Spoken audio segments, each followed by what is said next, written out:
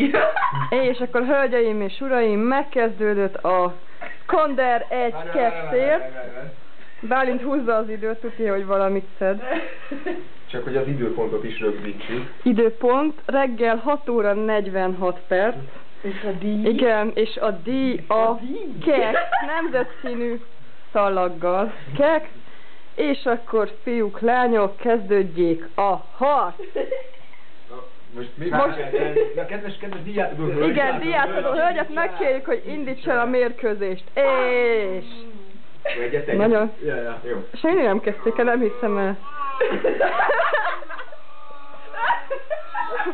Életem legszánalmasabb mérkőzésének lehetünk most tanulni.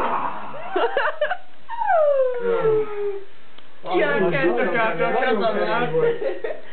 Hát meg kell mondjam, hogy ezért nem volt érdemes fölkelni. Visszavágó, de már is jobban hangzik.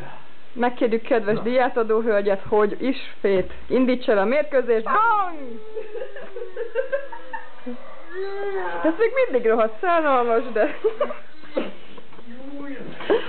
Ez az, lányok, jó lesz.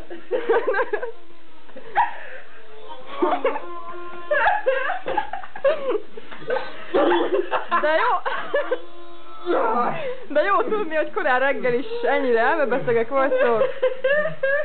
Jól van, a megfáradt mérkőzés után, és most akkor gyakorlatilag ki a nyertes? A díjátadó hölgy még egy a meghatódottság kérsi. Miért? Ez nem erről volt szó. Fel volt készülve a verseny. Nem. Akkor a mindent eldönt. Felezzétek jó. Akkor a mindent eldöntő mérkőzés után kekszet felezzétek meg. Testvériesen. Tényleg a baráti meleg készfogás. De meleg legyen.